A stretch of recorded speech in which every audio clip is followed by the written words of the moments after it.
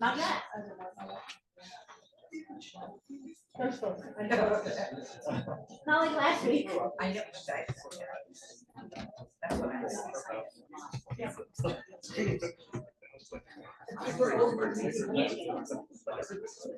About 5 minutes.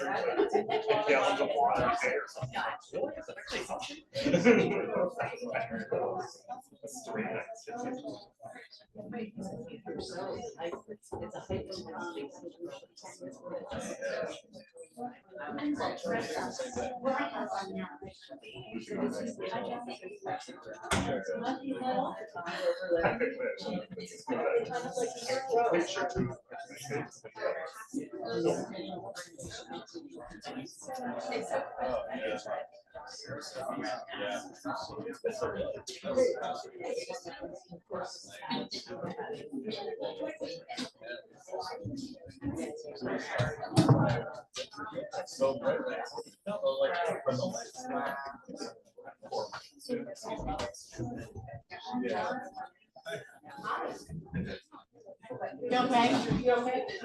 You okay? Yeah. Okay.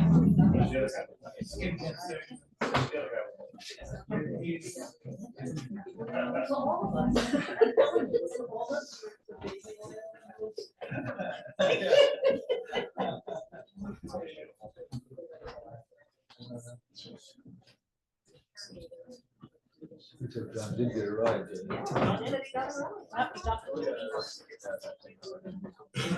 And Judy was coming early.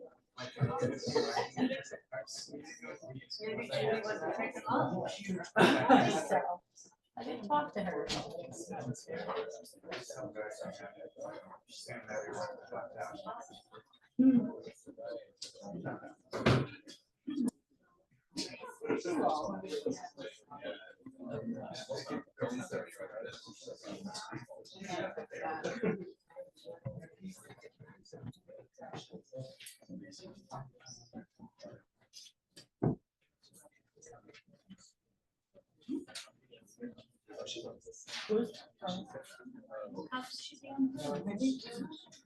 I did. I started it because I just figured it was smarter than to deal with putting it up. Do you want? I didn't even realize it was in there. Well, not for us. It's just.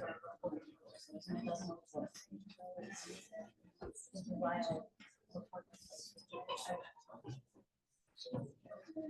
Because I have to have a foreign present, so I have to.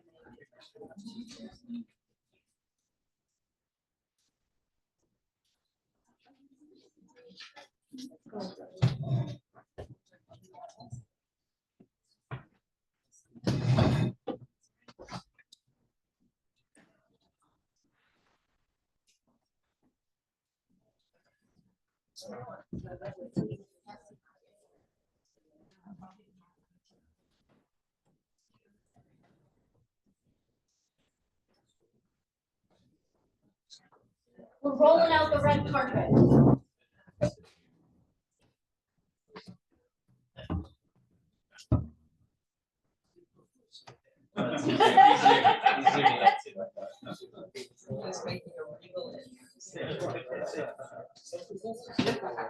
Just for you, my dear.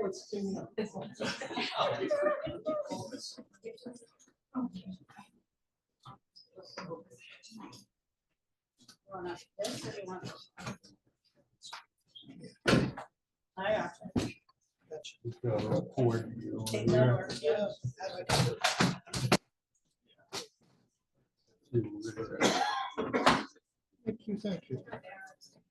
We kept the seat warm for you. Yeah.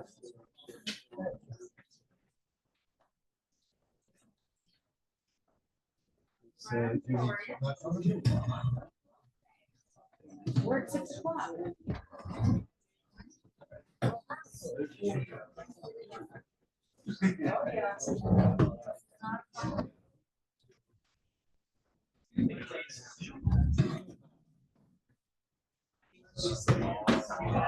I kind of put you on the corner. I knew you had your seat.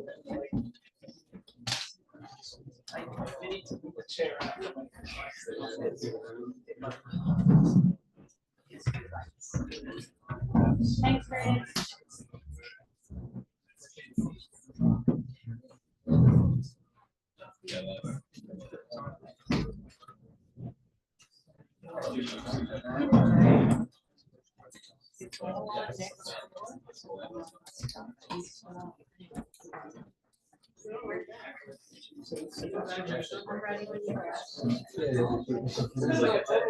So, no.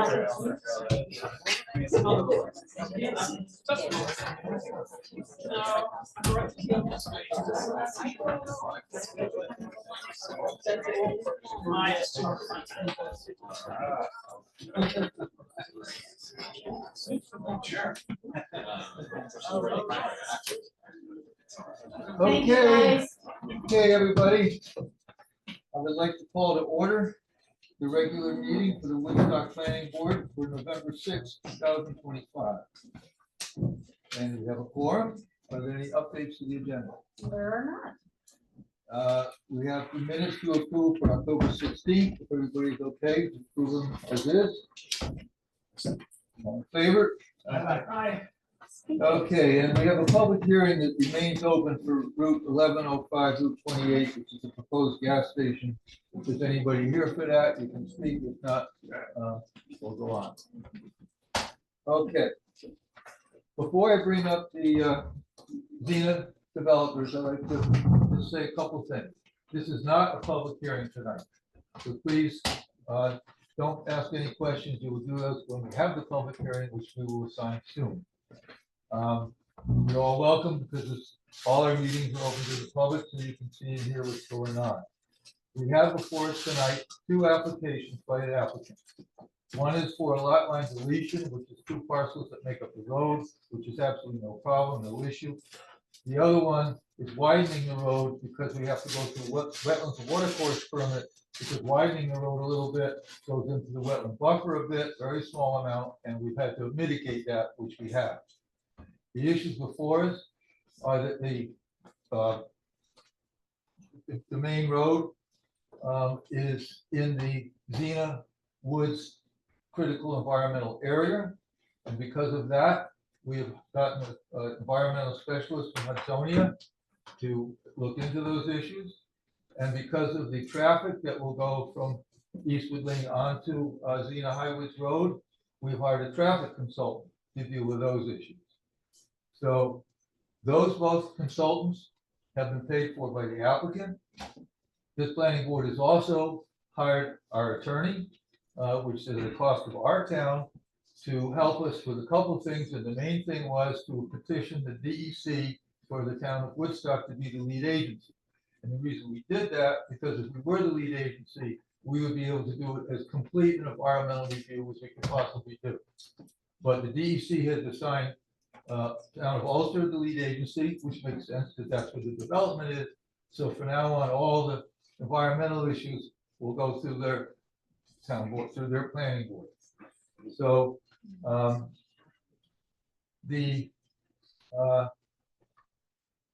we have done everything we can. We've read all your letters and emails. We've read them and we understand that. And we have done, this board has done everything we can to turn over every stone to make sure we've done everything to abide by our codes and rules. So this is now a case where, as I said, the town of Ulster is the lead agency from now on, not the town of Woodstock. So with that, gentlemen, if you want to come up. Sure. And we'll continue our review. Thank you, Chairman Brooks.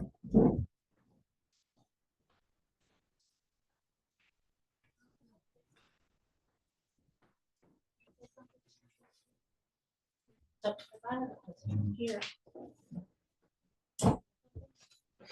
One of the things that the Union State Commission has said when she signed the lead agency is that Woodstock and Worcester need to work together. The other thing is that essentially under Secord, Woodstock is still responsible for the environmental studies, and I'm not understanding why this would not be under Secord law. Actually, our backing out and making decisions would be illegal, because that would be something called segmentation.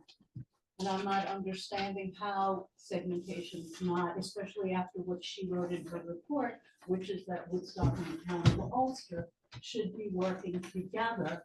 And the town of Ulster hasn't been communicating with us in any way, shape, or form. And that this project is essentially, it's occurring in the town of Ulster, and who is Ulster being absolutely responsible for the Secord. Woodstock is responsible for giving Ulster the access to that land, and we haven't satisfied or we've done what we can in our environmental studies. But again, it's not according to what she says, and according to the law, our saying that they can move through with this is segmentation, and segmentation to see law isn't legal.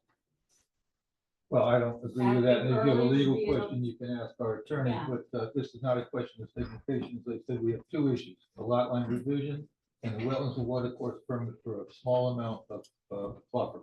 That's what's before us. Nothing else. Can I speak here and just sort of expand upon, so John Lyons from Grant and Lyons, we're the lawyers for the planning board. So what you have in front of you now, in light of the DEC commissioner's decision, are two sets of responsibilities. Okay, the DEC commissioner's decision ruled that the town of Ulster Planning Board will be lead agency for the seeker environmental review of the project. That doesn't mean that the Woodstock Planning Board is being cut out. The Woodstock Planning Board does have approval authority over portions of this project, and as we all know, there's a portion of this project that is located within the town of Woodstock. So from, what's that? So from a seeker standpoint, the review of the project from this point forward will proceed with the Ulster Planning Board being the lead agency, but Woodstock will be an involved agency in the environmental review process because you have approval authority over the project. And as I mentioned to you, I don't know if any of you got a chance to read the email that I circulated the other day, but your role as an involved agency is to and communicate to the lead agency and inform the lead agency as best you can about the concerns that Woodstock and the Woodstock community and the Woodstock Planning Board has with regard to the potential adverse environmental impacts which may occur in the portion of this project that lies in Woodstock. And it'll be up to the lead agency, to the Ulster Planning Board. They're going to have to make decisions regarding the environmental, they'll make a determination of significance. That's their next step in this project, which is deciding whether to issue a negative declaration or a positive declaration. A negative declaration would be a determination that they didn't see any significant adverse environmental impacts that may occur, and that would end the environmental review. A positive declaration would be that significant potential adverse impacts were identified, and those impacts are significant enough to require the preparation of an environmental impact statement. Your job right now, leading up to that decision by the Ulster Planning Board, is to try to fill in their knowledge as best we can about the concerns that you have in Woodstock about the project. And under the commissioner's ruling, it'll be up to Ulster to make the ultimate decision with regard to seeker about potential adverse impacts in Ulster, as well as the potential adverse impacts in Woodstock. So that environmental review, that's the first set of responsibilities. My suggestion to the board, and I can have further conversations with Melissa and Peter about this, but I think that the next steps for this board with regard to the seeker review is for us to reach out and contact the Ulster Planning Board. We need to start, we gathered in the process of the review that's taken place thus far. We've gathered a lot of information about the concerns, both of board members, of the community. We also have the input that we've received from the Woodstock Planning Board's consultants. And we need to deliver all that information into the hands of the Woodstock Planning Board, or the Ulster Planning Board. Thank you. That's a big mistake. The other thing that we need to do, and Gene, you alluded to this, and it's something that I'm concerned about, is that when we communicate with the Ulster Planning Board, we need to ask, I think we want to understand what the plan is going to be for them going forward with their seeker review, okay? And I also would like to find out from them what the plan is for communication and coordination, because you're correct that despite our having made a number of requests, I've channeled mine through the council to the board for communication and coordination. We haven't gotten a lot in the way of responses back from the board.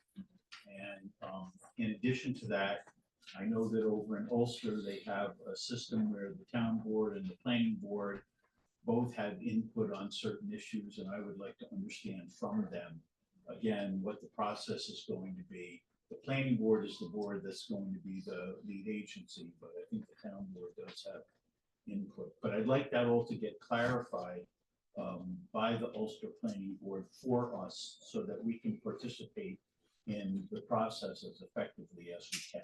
So that's one set of our responsibilities. And what happens is that New York State wants the seeker review to take place in advance of determinations being made for other approvals that are made pursuant to local law, like the site plan review, wetlands permit, subdivision review, and things like that.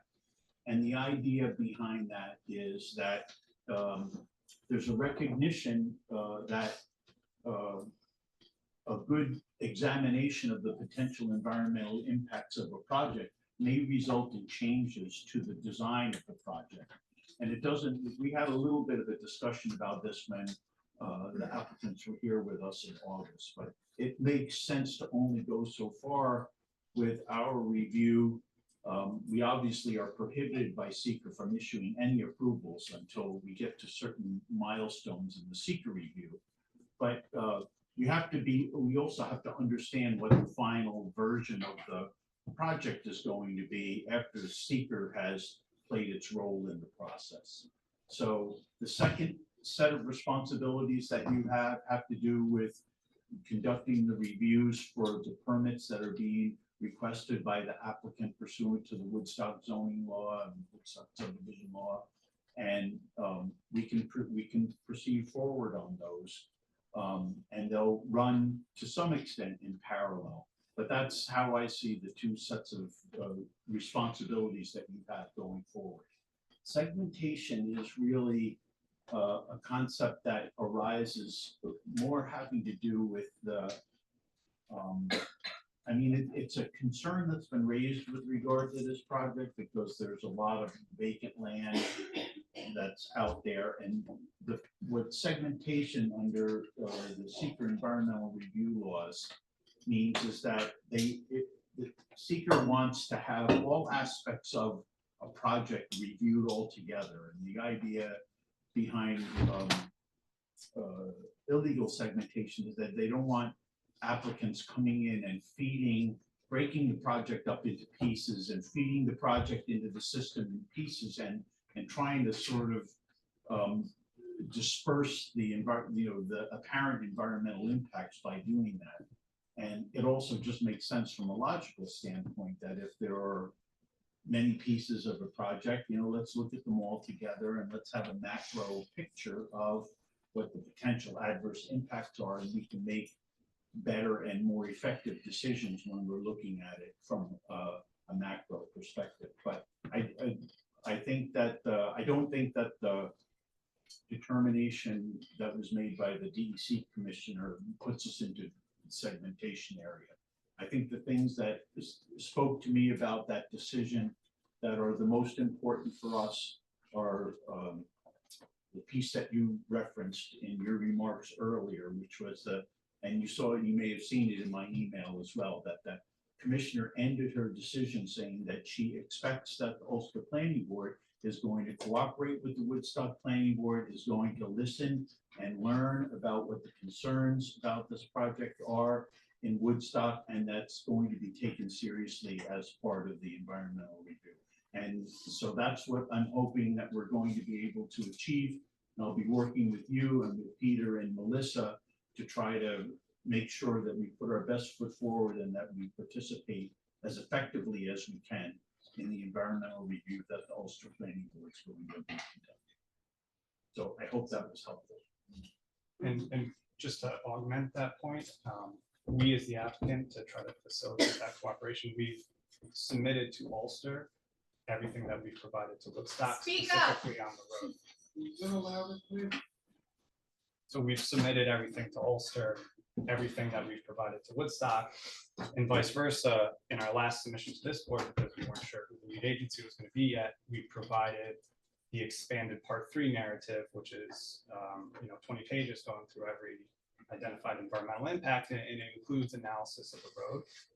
So I think that's a good starting point too, to review that as a way to try to frame some of the comments to Ulster as they look at this as the lead agency. So we've, on our end, tried to do what we can to try to help this coordinated process out. Thank you.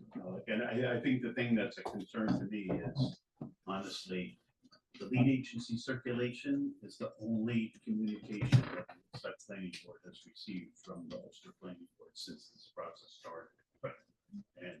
And to be fair, I've had some conversations on the phone with Mr. Kovacs, but I think that ideally it would be better for all concerned if there was a more robust exchange of information and sharing of information as we go forward. So hopefully we can accomplish that.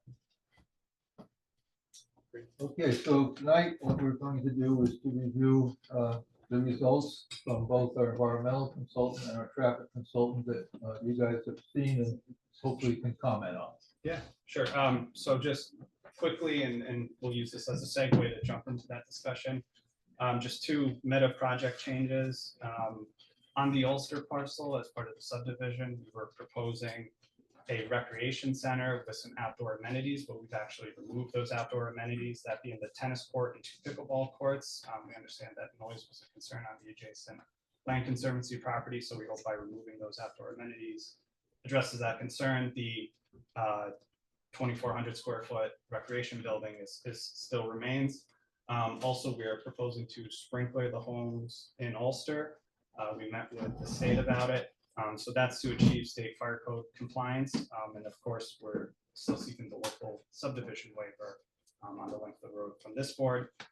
Also, as a specific addition from the discussion at the last meeting,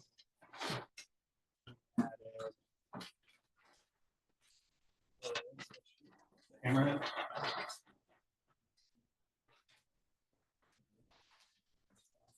Okay, well, we added a hammerhead turnaround on the existing airstrip to provide or to facilitate emergency access to the existing homes too. That was something that we had discussed at the last meeting in August. So as part of our most recent submission, we did provide DOS correspondence, sorry, that's the Department of State, confirming that the existing portion of East Woods Drive can be 20 feet wide. That was a question that was raised at the last meeting. Per fire code, does it have to be 26 feet or can it be 20 feet for the existing portion? And the state confirmed that it can be 20 feet. We also provided the requested site distance analysis from the existing intersection at East Woods Drive. In the analysis that we did, concluded that there was adequate stopping site distance, and we have Tom Johnson from Lavella here as well as your traffic consultant to discuss that. And like I mentioned, we submitted to this board all the same seeker information so that you can also review and comment on it. And we are also in report of Hudsonia's review, so thank you.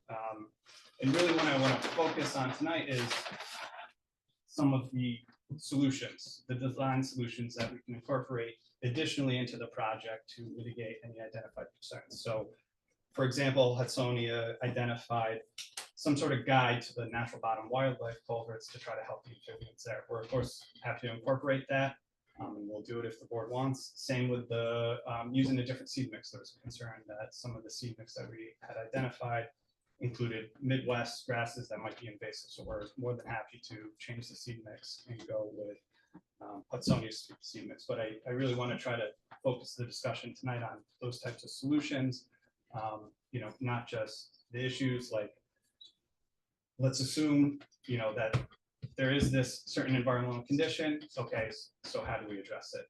For example, like incorporating, you know, little blue stems to host butterflies was also mentioned, and we're of course happy to do that piece. So just to quickly run through what we've already incorporated before we get into more of the discussion of what else we can incorporate. We're of course during construction phase going to have to do temporary erosion and sediment controls. That's primarily silt fencing, and then in the habitat buffer encroachment areas, we're going to plant native shrubs to provide foraging and nesting habitats to make up some of the habitat. And like I mentioned, we can add the little blue stem to the list of plants that we're going to plant in those mitigation areas. We're proposing to install amphibian crossing signs, posted speed limits, use of the pollinator seed mix. It can incorporate a construction protocol to complete the equipment and reduce an invasive species spread, use grass filter strips along the road to remove entrapped sediment, the natural bottom arch culverts, a fully compliant stormwater pollution prevention plan, and also we're widening the road to the north, which is away from this larger wetland to the south. So, you know, we are happy to incorporate, you know, the different seed mix, the culvert guides, the little blue stem, but we just want to talk about other options that the board would like to see. And one that we came up to offer as a project team, which I think is easy to do, is during the construction phase, install orange construction fencing, like, that bright fencing around the boundary of the wetlands to make sure that during construction, no one drives any equipment or causes any damage to that resource where they're not supposed to. And I think we've done that on other projects. Like, I think you had us do that for filmmakers. So that's like another mitigation that we would like to offer up and incorporate in the next iteration of the project.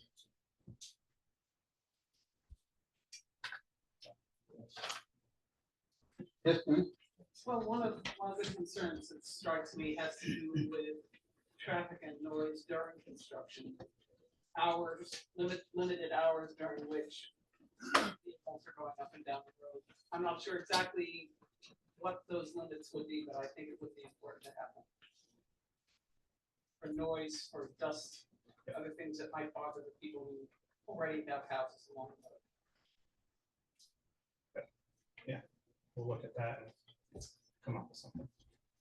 It might be good, Alec, to, I don't know, on other projects, have your clients put together kind of a construction plan, which sort of covers the issues that Judy's talking about, and just kind of takes a macro look at construction impacts and comes up with a structure, almost like a handbook that can be provided to contractors, so that everybody's abiding by the same.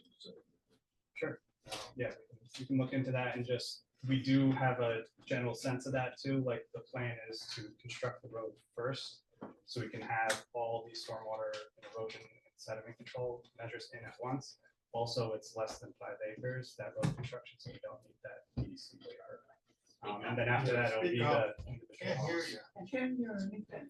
So, I'm hearing what you're saying, Judy. And I've been working on research since 5 o'clock this morning, so I'm a little tired. So if I'm not speaking up, I apologize. There's some information where you talked about, and I've read a lot of different sites, including your site, where that 2,400 square foot building is actually being built by you, but that there are other contractors that your homes are actually going to be built to suit, and which means that you're actually selling the land, and which also means that we don't have a duration for how long this project or the noise is going to go. And also on your site, and apparently in a routine letter that you've sent, because I've read that in some places, you are telling people and bragging about the fact that you can build 100, you're permitted to build 150 homes on that site, but you're only building 30. That's in a particular letter from your site. So it kind of comes down to, when we're looking at these things, and we're looking at the site or line of sight, which, Labella said is something to, and these are my own notes so that I would remember to do things. Okay. Labella said something like that reported admits the visibility from Eastwood Drive is below desirable standards, yet characterizes the condition as not critically limited. And the Hudsonian findings, and please, Eric, if I'm wrong, concluded that available information is insufficient to determine significant impacts will not occur, identified in data gaps in amphibian, raptor, and wetland studies, and recommended further field surveys before any local approvals. Proceeding without addressing those deficiencies would contradict both Seaport's precautionary standards and our town's environmental protections. So I understand what you're saying, and all of this sounds good during the construction, but we have no idea how long this construction is going on. And we have no idea how long, in Woodstock alone, for subdivisions, even though we don't like blacktop, they're recommending like level 4 stones and blacktop and other things in order to provide safe roadway coming out into a rural road. And I understand, again, I understand what you're talking about, of all of these things that are going to mitigate. But how long is this mitigation going to go on if we have no idea how long this project or how much is really going on in this project? So it can be 5 years, it can be 10 years.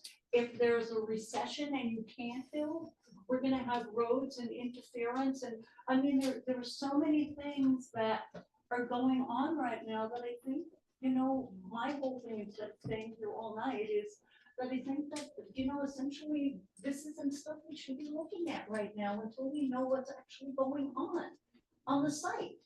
You know, we're gonna build a site and we're gonna redo a road and we're gonna have construction trucks coming in, but we don't even really know what's going on. If I may, yes, we do. We're constructing 30 lots in Ulster. 6 of them can support 2-family homes, but more than likely, everything will be 30 single-family homes, and we're extending the existing road in Woodstock. That's the project, that's the action. And are you building the homes or are the people who are buying the lots building the homes? I'm just curious because I had a home in Hawaii, a piece of land in Hawaii for 10 years that I never built on. The intention, For this room, I mean. we can talk about it, the intention is for us to build the homes with the design, with the builder. It doesn't, this, like, there's somebody could come around and want to buy many lots before we build them, but our intention is to build the homes. And if I may, there was a comment about a letter that I wrote. I think I was simply describing to somebody that we reduced, you know, there was a lot of discussion about it in a very early on plan that we had that was much more ambitious than what we've actually submitted. And I was simply reminding someone that we had a previous plan that was many more units than what we actually submitted. So there was certainly no bragging about how much we could do. It was more a reminder that we've significantly reduced our plan based on a lot of the feedback that we've heard in the community to only build 30 homes or 30 lots. So there's really no bragging. We're just The zoning in Ulster allows for 77 doors. We're not building 77. So we've heard your ideas for the environmental controls there. Do you have any other questions from our environmental consultants that need to be added to that? Open forum for, we were looking for feedback from the board. Peter, do you want to have Eric and Stephen just make brief presentations about their most recent submissions to the planning board for not only for the benefit of the board, but also for the public? Yes, exactly. It'd be very good if you could do that, because that's what we're here for. Keep your voice up.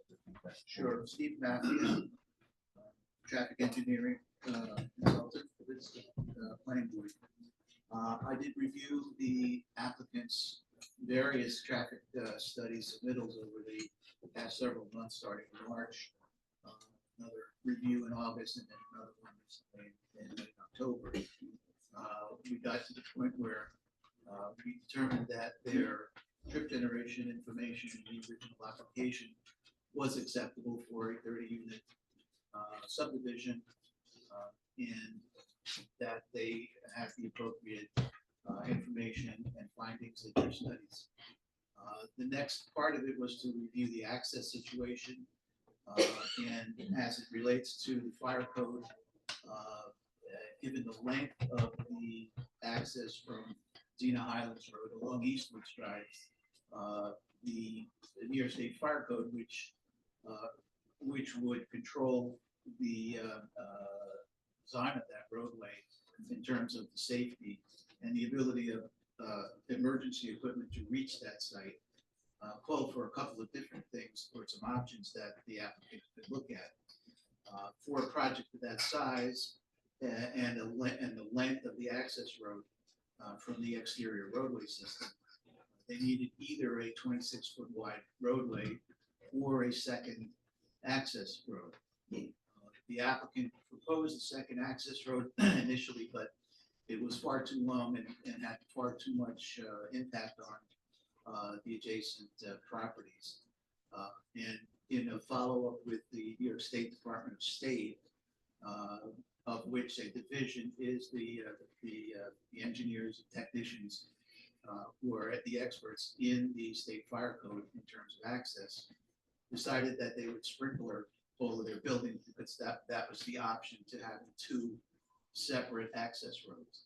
With a single access road and sprinkling, the New York State Fire Code considers them to be in compliance. The only other issue beyond that was the fact that for that, again, for that, the length of that single access road, what would be the appropriate width of the roadway? My interpretation of the code was that it should be 26 feet. The state came back and said it would be up to the local fire code official, which I believe in the town of Woodstock is the code officer. And they could decide, or that code officer could decide that the roadway could be 20 feet if there were other impacts that should be avoided. The potential impacts that I think he may be referring to are the impacts on the wetlands and the buffers around the wetlands that a wider roadway would have an impact on. And if, in his opinion, the 20-foot wide road access is acceptable for emergency access, then it could be 20 feet. I asked for just a little bit of additional clarification on that, and I'm waiting for the applicant to tell me whether that is that 26 feet is not what they're what is meant by a more strict or restrictive interpretation of the code. I believe it is, but I'm not going to push for a 26-foot wide roadway if there are significant impacts on the wetlands and buffers, and if that's certainly not something the planning board would like to see. Apparently there's a inclusion of a turnaround area somewhere along the length of the roadway, which would be an acceptable addition to the design of the roadway, allowing larger trucks, larger fire vehicles to turn around so that they could access not only the existing homes along Eastwoods, but the site itself. With that, the only other item was the site distance issue at a curve. I think one of the planning board members brought this up the last time, that there's a sharp curve with limited site distance. The applicant looked at that and found that there are two types of, try not to get too technical, two types of site distance. One's called stopping site distance. That's the minimum distance that you should be able to see clearly whether another vehicle is oncoming and have enough time to come to a complete stop. The other type of site distance is called intersection site distance. It's a desirable distance that you can see cars coming, and if an oncoming car sees you pulling out from the side road, the car on the roadway has enough time to slow down or even stop if it has to, but in order to avoid crashing. So according to their information, they are meeting the stopping site distance, which is the minimum and which should be met at all, unless there's significant impediments to that, and there aren't here. They're reading that in order to get closer to the intersection site distance, the desirable distance. I'm recommending that they include additional signage along Xena Highlands Road on both approaches to the intersection of Eastwoods Drive, and that they indicate that there's a curve, there are curves inside street intersection to alert motorists who are on Xena Highlands Road that there is a side road. And because basically Eastwoods Drive is going to be the road to those 30 homes, along with the existing homes, but those are minimum in terms of size and the number of trips that they generate. That roadway is basically their roadways. They have most of the homes that are responsible for most of the home trips done. So that they should bear the cost of installing the signs along the Highlands Road. So that's where I am right now. I guess there's some additional information that is coming in from the public, which I would recommend to the board that the questions and comments that are made in public's written comments, and obviously when we get to the public hearing, those comments are made on the record, that the applicant be required to respond to all of those comments and questions for the board and our review. Thank you. Did you give us ideas about the signage? Yeah, and I think that's something that our consultant had already suggested as an option, so I would definitely Okay, I think it's 2 page there. sure. I'm Eric Kiviat from Hudsonia. I'm an ecologist. My charge from the planning board has been to evaluate the potential impacts of this proposed project on the Xena Woods critical environmental area. I'm essentially unable to do that because there isn't enough information available about the biology of the development site, East Woods Drive, and vicinity and neighboring areas. I do just want to point out a few things that I am aware of about the site that, as far as I can tell, have not been addressed in the most recent applicant documents that I've seen, which is the July submission. One is that there's no habitat assessment for the bog turtle, which is an endangered species in New York. There is possible bog turtle habitat on the south side of East Woods Drive, just west of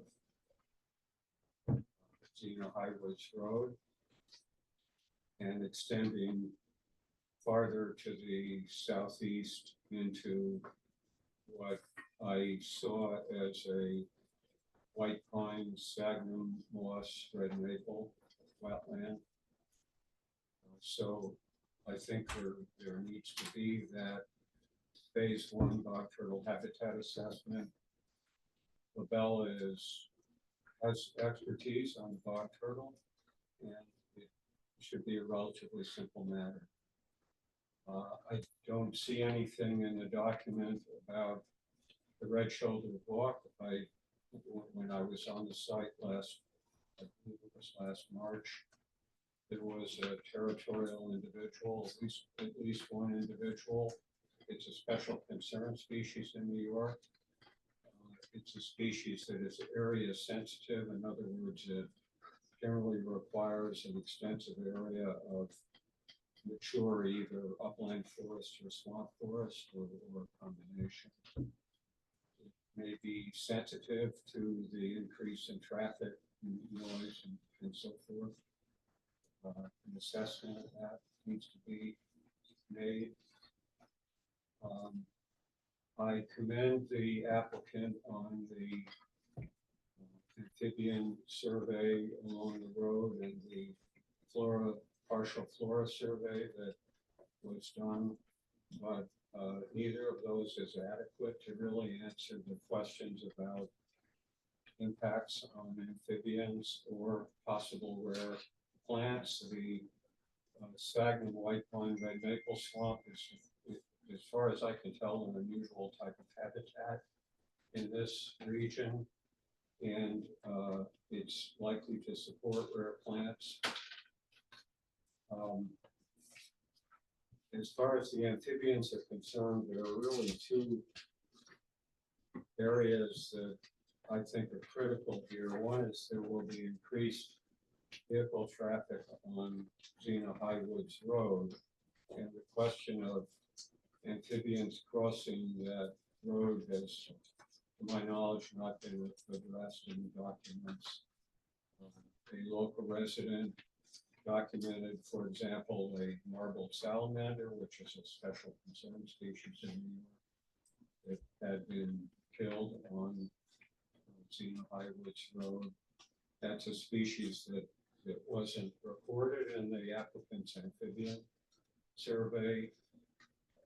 At the other end of the proposed expanded access road, near the other end, is a very, very high quality vernal pool, intermittent woodland pool, whatever term you wish to use for that. I think it's designated as wetland DM7 in the documents. It has also been given other codes at various times. I would be very surprised, based on the appearance of that wetland if there were not marble salamanders and other species of conservation concern breeding in that wetland, amphibian species.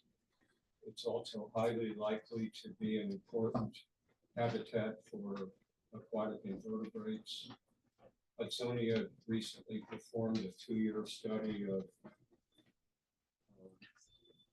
peccary pools, which include that type of vernal pool in Ulster and Dutchess counties, not including the area that we're talking about right now, but supporting similar types of habitats. And we found very high diversity of aquatic invertebrates as well as substantial amphibian use of pools that are very similar to wetland BM7. So that's an issue that needs to be addressed in more detail. And I pointed out in my report of a couple of weeks ago, which I assume at this point is on the planning board's website, is that correct? So that public is able to see it as well as the applicant's team. I described these concerns in more detail and mentioned some additional concerns that go beyond the mitigations that have just been mentioned this evening. Those mitigation features are all a good idea. They don't merely address the levels of concern that I've just mentioned, and possibly other concerns about it. So.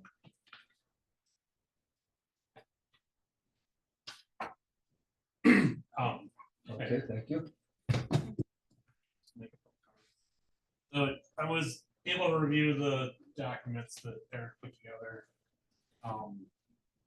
And I just wanted to mention a couple points. So bog turtle habitat assessment, you cited the 2020 protocol, which is how everyone typically does bog turtle habitat assessment in the data sheets.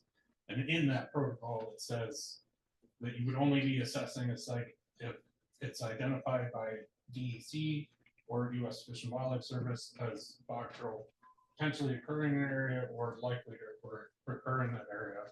And I know in particular the IPAC model takes into account soils, landscape features, all kinds of other information that goes into whether or not they feel like a study should be done. And so that's why we're not planning to do a bog turtle phase 1, because it's just outside of any area of where they typically have occurred or where the model is saying they're likely to be. So that's why we haven't done a bog turtle phase 1. The wetland BC by the road, which has now been identified as white pine sphagnum moss red maple wetland. Sorry if I got that wrong, but you got it. So in Hudsonia's report to the town of Woodstock, Hudsonia mapped it as a mixed forest. I think it was mixed forest wetland, and I feel like that's a correct assessment for that wetland. It is what I would call red maple hardwood swamp, similar to the Edinger habitat community, and so have looked at that wetland. We would agree with the previous mapping, I guess is the best way to say it. Red shouldered hawk, I made a note of your observation from 2025. Hudsonia actually found noted red shouldered hawks in 2012 on your site assessment, and so it must not have been reported to DEC that species was found at that time. And so we I'm only sorry, 2012. 2012 Ingrid, The townwide yeah, habitat. she noted it in her letter to the landowner. She had seen a red shouldered hawk, and apparently wasn't reported to DEC. We never got a record of it. The special concern species are included in the ERM and EAF mapper records. So at that point, that species wasn't DEC wasn't notified of this, of the species being on site. There was also logging on the site from 2012 to 2014. That seems like a lot of disturbance on these properties in general, and the hawks are still there. So it seems like with how much habitat is going to remain on these properties, that it's likely that those hawks will still use the area. For Xena Highwoods Road, the applicant has no control over that road, so we're not planning to do any studies in relation to that. The intermittent woodland pool is roughly 200 feet from the proposed road, and so there won't be direct impacts from the project, and we're welcome to take any more solutions you might have to prevent sedimentation or any other problems potentially from the project for that wetland, but we're right now don't believe there would be any impacts to that wetland. When you and I walked the edge of that wetland in March, we did not see that many big masses from what I recall from the site visit. And so I don't know that it would meet the standard of the DEC's new significant vernal pool, but it certainly would be a breeding pool for amphibians, and we would do what any additional measures we think we could do to avoid impacts in that way. Well, let me respond to those comments if I might. First of all, 200 proposed road 200 feet from what appears to be a high quality potential amphibian breeding vernal pool may be far enough to keep some nutrient runoff and possibly other pollutants out of the pool, but some of the amphibian species that we're talking about can migrate 1,000 feet, 2,000 feet between their breeding pool and their summer habitat. So that's an issue that that could very well cause mortality or injury to amphibians that are crossing the road.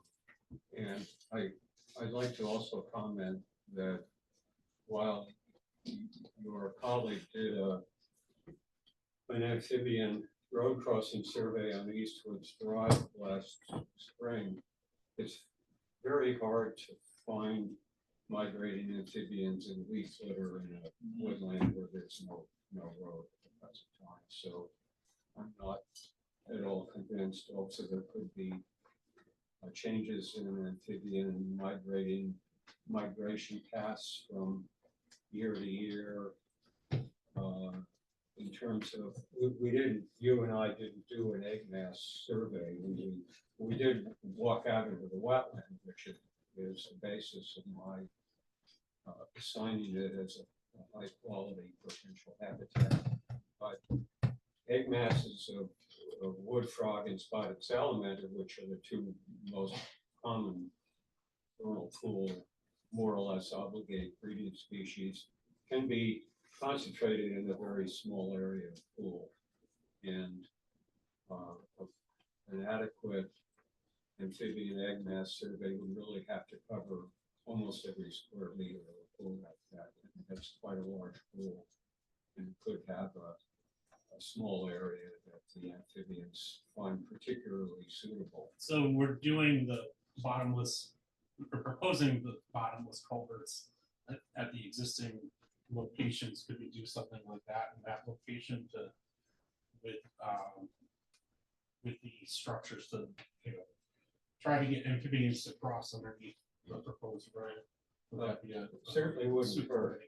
The critical issue in amphibian road crossings is that there needs to be a barrier or drift fence or berm or whatever you want to call it that guides migrating amphibians and potentially other small terrestrial animals into the culverts or whatever the underpasses are. And those are a little bit tricky to design and they're tricky to maintain, but they're certainly worth considered. As far as the red-shouldered hawk is concerned, I don't get your point about how it wasn't reported to the DEC in 2012, and therefore it sounds like you're saying it's not important now. No, I'm just saying that with all I was trying to say is, with the logging that took place over a 2-year period, the hawks are still present on the site even with all that disturbance. And so by anecdotally, that seems like the hawks might still utilize these properties even with the development.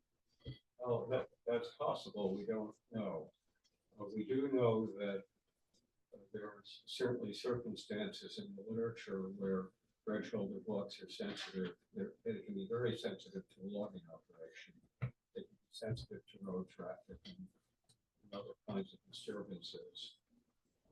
And they can shift. I don't know, when did the logging occur? I'm not familiar with that. 2012, 2013, right? 2009. 2012 It to was- 14. 2014. Okay, So so I the haven't looked at list the records in been a while, but- various, but yeah, but it was, it was about 10 years ago. Yeah. Yeah. Well, in a situation like that, birds can shift their breeding habitat and then return, or they can move from place to place in other ways. So I don't think that history of logging disturbance necessarily predicts or how the red-shouldered hawks would respond to road construction, increased traffic, noise, and so on. I think it's just an issue that needs to be addressed. And I don't think you've addressed it at all in the documents that I've seen. Should the DEC receive enough about the fact that they decided, the fact that it wasn't reported before, now it could be, correct? Yeah, and you could still do the report from 2012 observations. There's an online reporting form for that. Where you can submit that. Yeah, I can submit that information to DEC, or they can submit it, but the fact that it wasn't submitted in 2012 or in 2025 doesn't eliminate concern about it as an uncommon animal that could respond negatively to new disturbance. Lots of things that the DEC and the Heritage Program aren't aware of, unfortunately, and they do. The Heritage Program does say when they respond to an inquiry, and I assume that you got this in a letter from the Heritage Program, that they only have the information that's in their files that's been reported to them, and they do strongly encourage that new on-the-ground surveys be conducted in situations like this. And also with the information that if the, let's say the applicant's consultant, you in this case, has conducted such a survey more than a year ago, it should be repeated. So I don't see your comment as an explanation for why we shouldn't be concerned about the racial.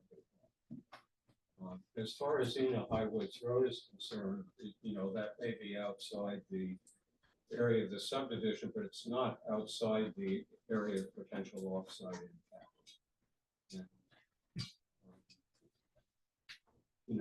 And maybe Steve would like to comment on the amount of increased traffic that there's likely to be on Xena Highwoods Road, but clearly anyone going in and out of the site will either need to come from the north or the south on Xena Highwoods Road. My guess is that most traffic would come from the south and pass quite close to the, you can see in the northwestern corner of the site, that big blue blob, that's one of the wetlands that we're talking about, and there's plenty of, This one here. yeah, there's plenty of potential amphibian habitat. In fact, when you and I were out there, Dave, in March, there were a small number of wood frogs falling, and I think we saw a couple of spots out there.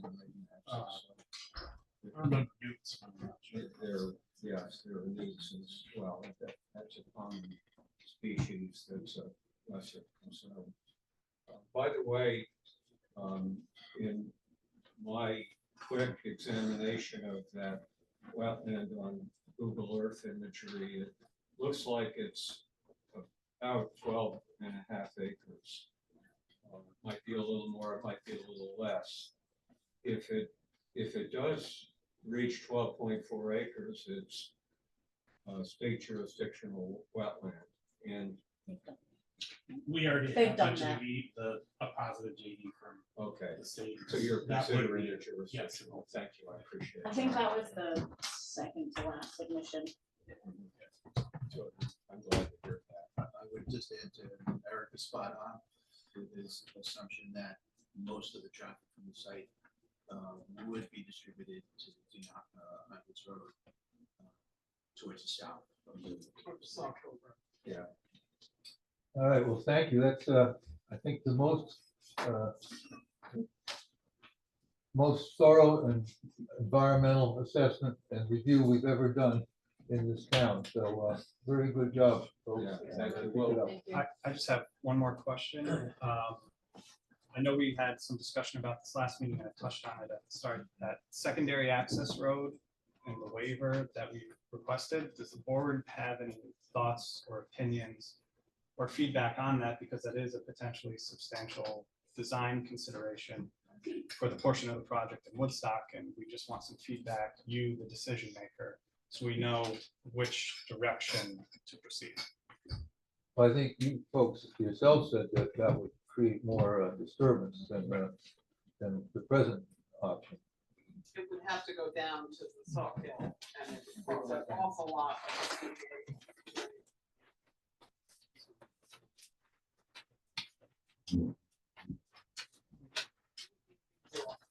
Yeah, it would, I mean, I think the answer is obvious, that we stick with this single access road. We've talked with the state, we're gonna sprinkler buildings, so they're okay from a state fire code perspective with the single access road.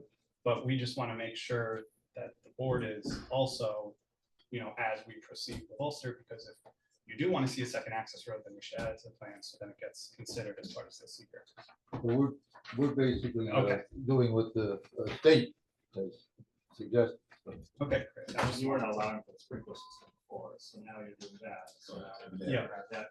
So, yeah, from state code perspective, we don't need this. This is now just a purely Woodstock local code subdivision design standard. Well, you guarantee it because the sprinkler system gets guaranteed. Okay. They get checked as existing. Yeah. Yeah, there's lots of side conversations, so I kind of pull it all together. Sorry, guys. Judy, can you maybe point out for me where you think Okay. about the roads? The road that they would have to build if we did not approve this as the only access. It would have to go down along here. It would be a big road, and it would have to cross the Sauk Hill someplace along Sauk Hill Road. So it would be very disruptive. Would be very disruptive. And that, you know, I can't point to exactly how that connects to this, but it's somewhere down around like that. Very long, going through wetlands and sea slopes. Comes from here, yeah, I guess it does. And then, right. And is that a historic industrial road or There's something nothing else? there. Nothing at There's a all? trail there Okay, to the, because, to the because edge of there- the. So basically from Xena Highwoods to where the property starts for their property, there is like a gravel-based trail, but then you kind of lose it once you get out. Where, somewhere Yeah, up here? so see that So extra thick that- yellow line, Yeah, the yellow line. squiggly line, is- down a little? Oh, yeah. Part of the. Right. That's I forgot about the that. existing kind Because of. then they would have to connect that Right. to the project somehow. Shoot yourself in the foot. Yeah, we're going to the That's least on the far disturbed. side Okay, so we of the property. Just wanted to double triple check. And we'd be talking about it.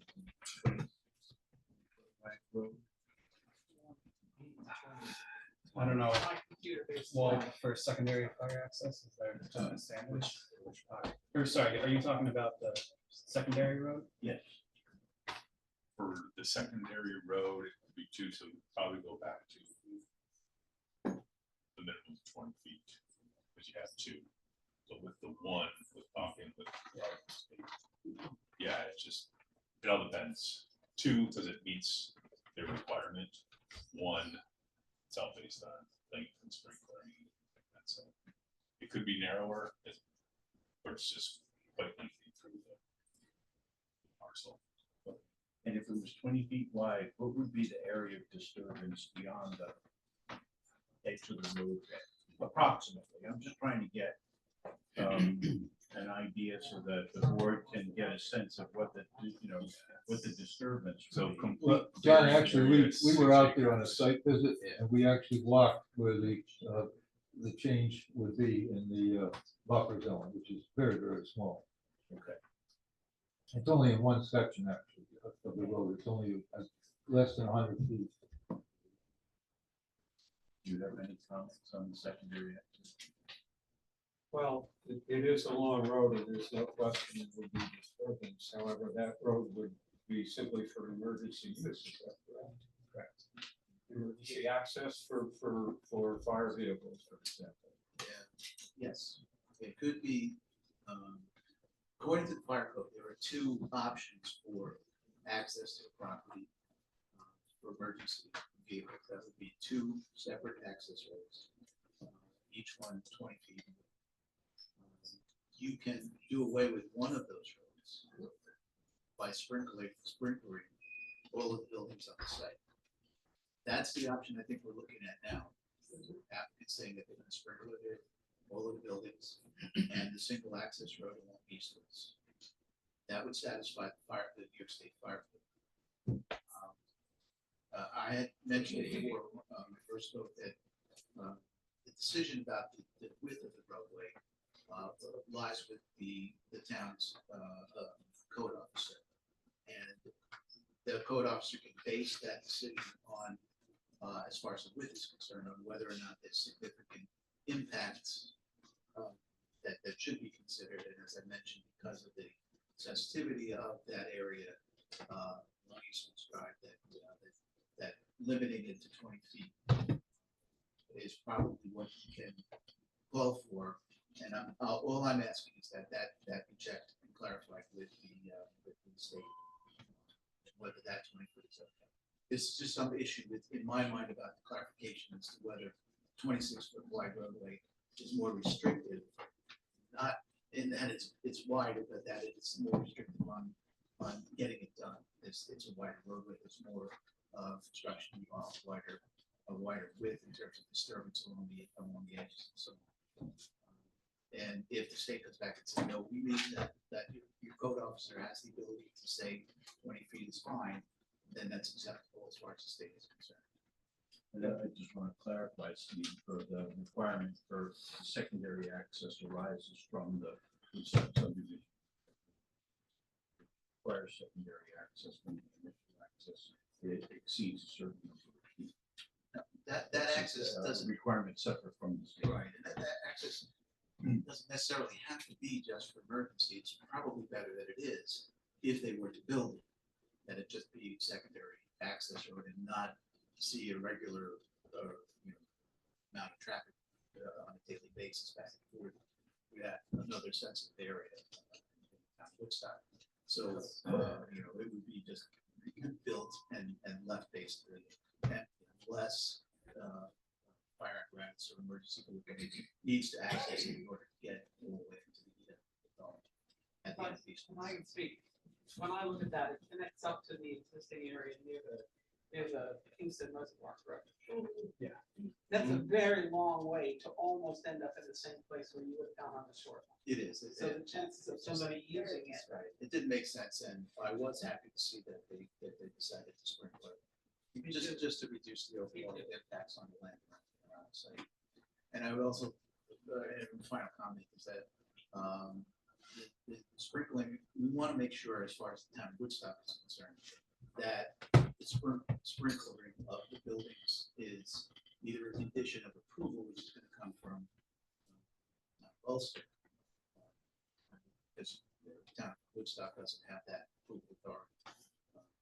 I want to make sure that in terms of safety and fire emergency access is part of the plan, and it's actually installed.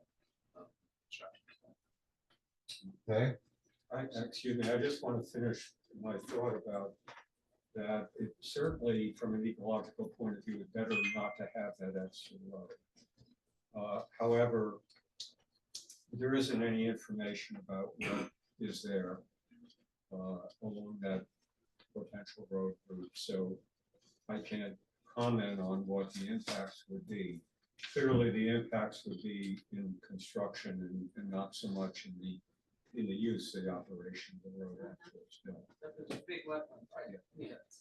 Yeah, I'm not saying there would be no impacts. I'm simply saying we don't have the information. We have even less information than we have about about Eastwoods Drive, which is skippy enough. okay, so of the two main issues before us, the traffic is one. I think we've discussed that pretty well and have worked out all the options on that. The other one is the environmental issues. I think, like I said, the best environmental review I've ever seen, but there are some other not quite answered questions that you might want to look at that he brought up. I don't know if you have a specific list of those, but I'd like to make sure that we have those two issues from our point of view settled. Yeah, so I think the next submission will be similar to some of the prior ones. We'll add the additional mitigations, plan sheet. I'm also including the cover letter, a running list of all the mitigations that we have so far, so it's easy to find. And I think, And you're gonna put turnaround area in the area where the airstrip is. So Yep. you're really not disturbing anything. That's in That's grass. Some is different, but it's in there. It's in Any other questions by board members regarding these two issues? What's the road width you have now? 20. Right. 20 20 for the existing portion. The existing portion, 26 for the new. You are gonna go for 26. That's what, Yeah. that's what we're showing. And that's about 600 feet beyond what already exists. extension. the extension, oh, it's 1,200 feet, Yeah. but To get those. part of that does follow the existing driveway to that house on that parcel. So it's not completely new disturbance for the whole length, but Yeah, sorry, mine. Yeah. Yeah. Any other questions, from board members? All right, gentlemen. Guess we're gonna have to set up another appointment. yeah, I mean, I don't know if we want to talk about the process a little bit. So we can't open the public hearing because both towns require subdivision approval. And state law says you're not supposed to open hearing until you have a secret neck deck. Can the audience please be quiet? The So- rustling. So I don't know, I don't know when this board wants us back. We're happy to come back as much as I you guess want. we have to wait for that secret decision first. Well, would it be possible to open the public hearing on site plan approval? Yeah, that's possible too. I guess it just depends on how many hearings you want. I don't know, John, what do you think? I think we should wait for the secret? Because that seems to be. Yeah. being suggested. I think so. Honestly. Yes, I think that one of the things that I was aiming at is that I think that there would be a benefit in the public hearing would be about site plan approval, but I'd be interested to try to get as much comment from residents of Woodstock as early as possible, so that those comments could be conveyed to Ulster, but I would just urge everybody that's here tonight that has concerns about this application. It's super important for you guys to participate in whatever public comment opportunities are being provided by the town of Ulster. And even if there isn't a public hearing, you are free to still be able to send written communications to the Ulster Planning Board. I'd encourage you to do that, and I would ask you, please, for any communications that you do send to the Ulster Planning Board, if you would be kind enough to copy Melissa here for the Planning Board, so those can be circulated to our team as well, so we know what's going on. We would appreciate that greatly. I have every letter. Okay. So can I suggest, Peter, before you break on this, for 2 items of homework for Woodstock Planning Board members? One is to, the applicant in the October 7th submission, there's a proposed environmental assessment form, part 2, that's been completed by the applicant. That's at the end of that package. I would suggest that it would be a good idea for the planning board members to go through and take a look at the way that the applicant has chosen to answer the questions in that EAF part 2, and to just do some thinking whether you agree with the answers, and also to do some thinking about whether you want to express any opinions to the Ulster Planning Board about the determination of significance, whether this board wants to advocate for a negative declaration or a positive declaration. And it would have to be based on your concerns in that, it would have to be as the questions are framed within the FEAF part 2. Huh? Is there someone that we can appoint to coordinate this between the town of Ulster and the town of Woodstock? This is much too important an issue to leave up in the air. John Lyons has been trying. He's really our go-to. You specifically attend? I'm not doing anything in Ulster other than trying to get them Trying to. communicate with us. John has You're been our exactly right, go-to. John. We need to have communication, and that's one of the first things we have to do is to try to come up with, We have a history with Ulster of non-communications, and that's my concern. so that communication and coordination is something we need to work on. It takes 2 to tango, of course, but we gotta keep working. So noted. Occasionally, you have to force them to the dance lessons. Well, perhaps the applicant can lean on the Ulster people that. Yeah, I mean, it's not good for anyone, for the lead agency to leave an involved agency behind when the involved agency wants to participate. And it's not fair to Woodstock, it's not fair to the applicant either, because you end up creating potential problems for the environmental review. So it's worth, and if I were sitting on the Ulster Planning Board, it's their responsibility to make a decision regarding the impacts in Woodstock. I'd want to know everything I can know about it so that I can make a good decision. So it really is in everybody's interest for us to be talking, communicating, sharing information. We just have to get that going. All well and good. Yeah. But the history goes back here. The non-cooperation when it comes to town of Ulster has been legendary. I have 50 years of sitting on these boards. And let me tell you, when it comes to the town of Ulster, the communications is non-existent. It's literally going to have to force them to participate. Well, as Melissa said, maybe we can enlist some assistance from the applicant in trying to arrange for something. We've all, now that it's been determined that they'll be lead agent, I think that we're leaning on them heavily to start working things through the Because process. they can't finish it unless we're. So we believe that. We want them to be communicative to all parties involved, and we're gonna keep pushing them to do so. You have to. We will, then we've been pushing them. We've been waiting for that determination for a while, and now that it's come through, we're gonna be pushing them to move everything forward and working very closely with you. So we will work on it. Yep. And Um, then also, Peter, sorry, but Oh, I. number two. Yes, number two, the other thing I thought that would be good for the planning board member to give some thought to is the issue that's been raised about the secondary road.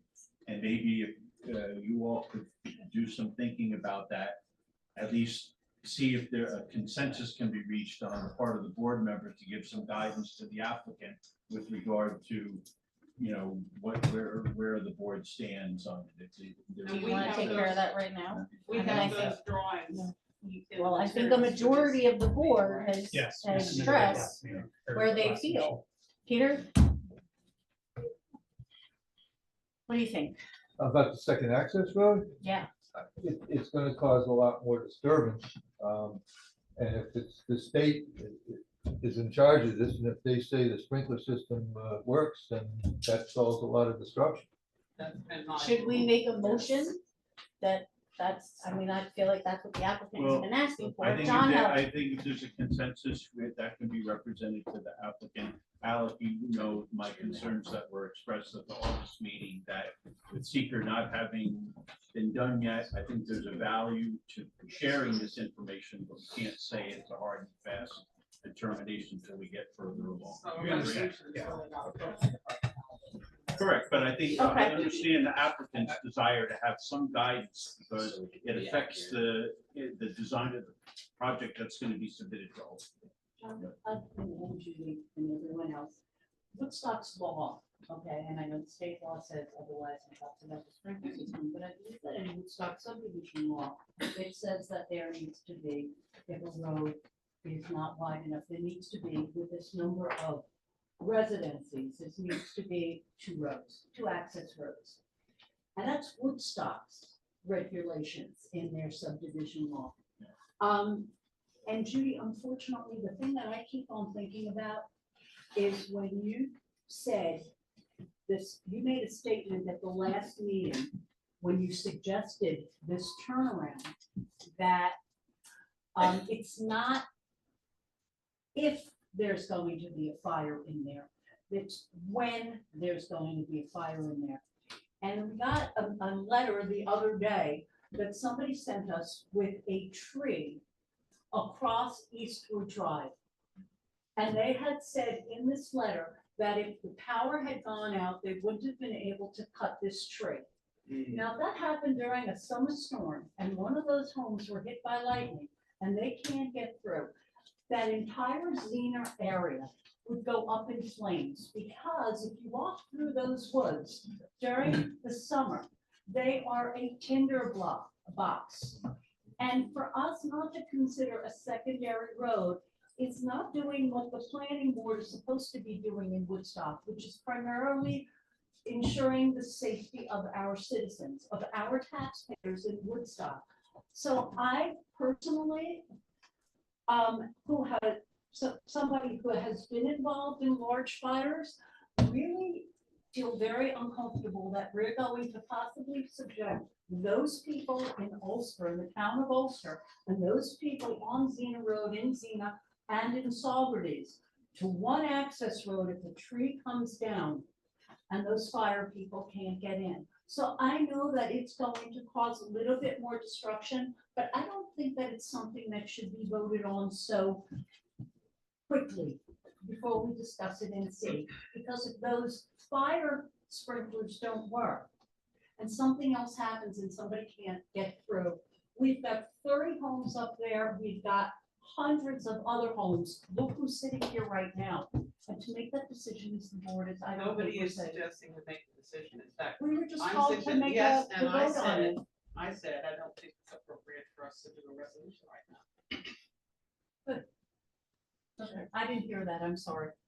Okay, any other questions? And folks, we have more business to do, so when this is over, please go out as quietly as you can, because we have more board business to do.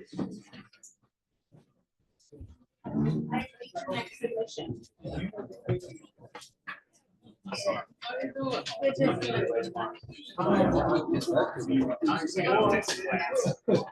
good news? Doesn't look like it. Number?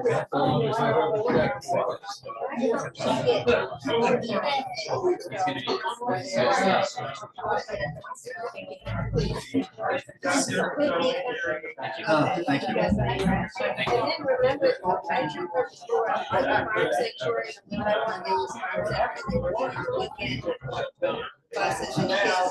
And I said, he decided to come.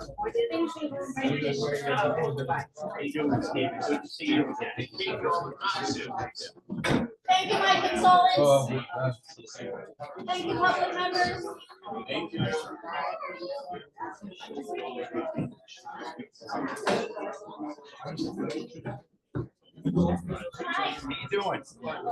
Hey, John. Hey, so some questions. Melissa, today we'll have another attorney-client meeting before we sort of plunge into these next parts of the law. You did a great job tonight. Thank you very much. You did too. And I heard about Freeman. Sometimes you get through that. Even when you're. Did you know that Quigley is resigning? No. That's why they want to get it through before. he went.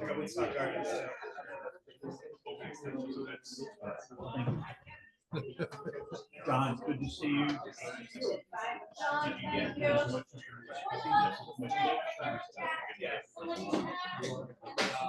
I have a call out to Jason too. If you don't tell me that he's always super nice on the phone. Yeah. Thank you.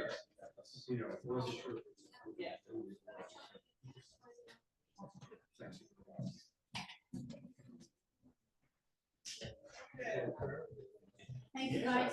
Thank you so much. Very spicy. Well, the bottom row.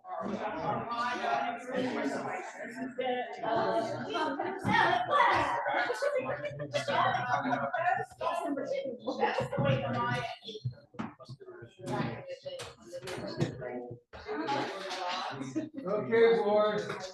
We got a few things to do. I had no idea we were gonna be an hour and a half on that, so. Let's get through this. Thank you, everybody, okay? Thank you, John. Thank you. We have a request for an extension to Woodstock Gardens LLC 22-0385, amended Woodstock Wetlands Water Course permit 21-044. I'd like to make a motion to grant the extension. All in favor? Thank you. My only question is, and Alex, are we 1 year, 2 years? We have two resolutions. I mean, once you guys issue the building permit, yeah. we'll All right, start. 1 year. I know Brad and I were going to come back about one thing and just. Okay. Later. We have two resolutions.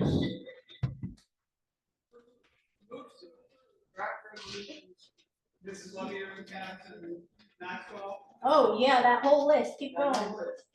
Move to approve draft resolutions for levy recast planning board 25-1138. Maxwell, wetlands and water course permit 25025A. Nakaguchi and Ma, wetlands and water course 25061.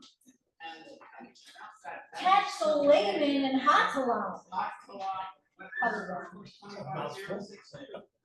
Do I hear a second? Second. All in favor? Aye. Okay, Okay. you want me to do this really quick? Yeah. All right, so you ready? We have from the town of Kingston King. Planning Board, a subdivision in front of us. Typically, we usually, in our past that I've been here, where the majority is, they've given it to us or we've given it to them. So they notified us. We've looked at the stuff, so you guys kind of get to look at it and tell me what you want to do. Well, my first comment is the one lot, complete lot is in the town of Woodstock, the complete lot, before they made the lot line division. But it is standard that, it's all one subdivision. And it's pretty standard that we let that lead agency, being that town of Kingston, handle it. And I did check, it meets and bounds for Woodstock, they have it listed on the map, so when they file with the county, they've accounted for both towns. The only difference will be is that the lot that's in Woodstock is still subject to Woodstock code. And there's When a they stream develop it. across it, yes. There is a creek in there, yes. Do you all know this is Dixon Underdog from town of Kingston? Hi. The chair. Two other. Welcome. Oh my gosh, I love visitors that are. Did you like the first name? Do you want to come up and talk to them about it? This Not is- really. No. All right. Well, hey, you're welcome anytime. Keep going. I love this. So that's the situation. I don't know looked what you pretty guys simple. feel. It would be more difficult to separate it, to tell you the truth.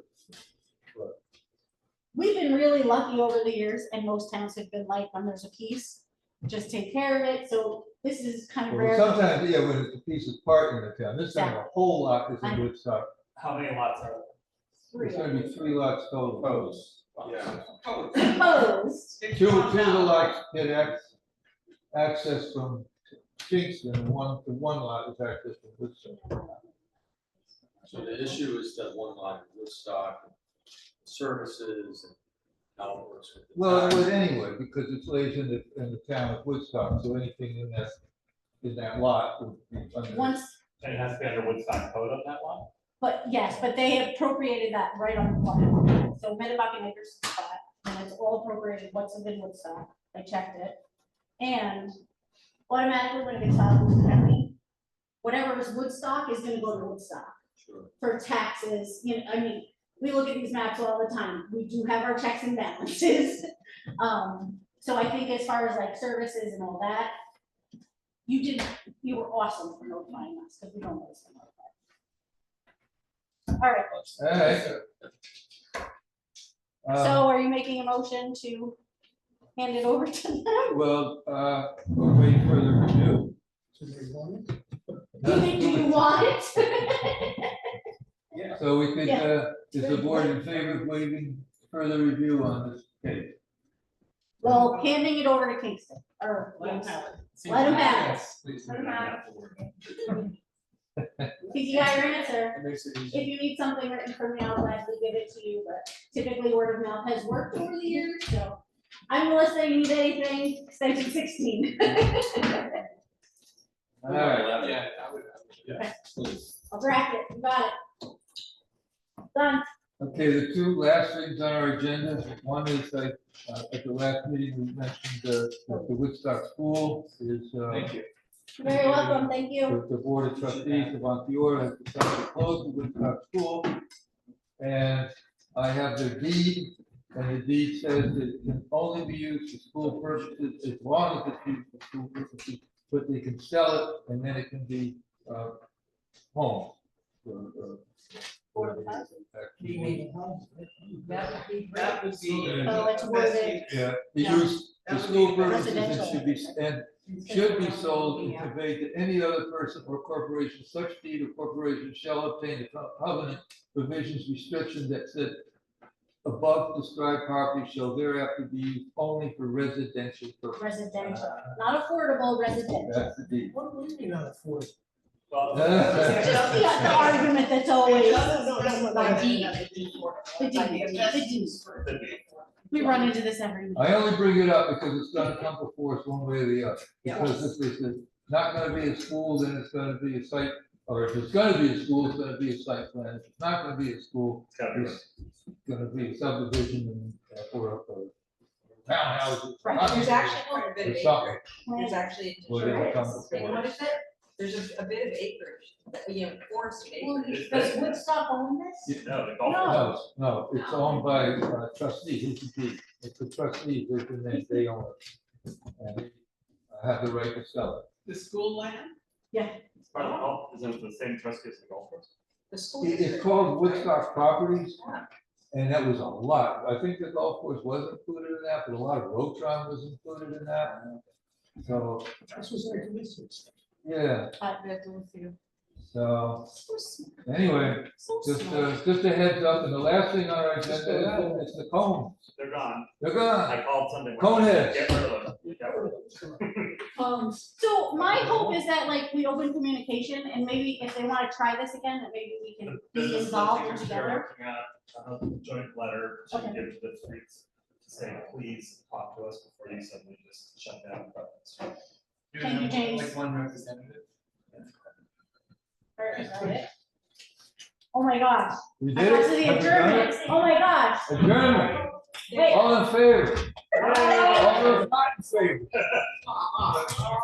You guys. Oh. Good job. Guys,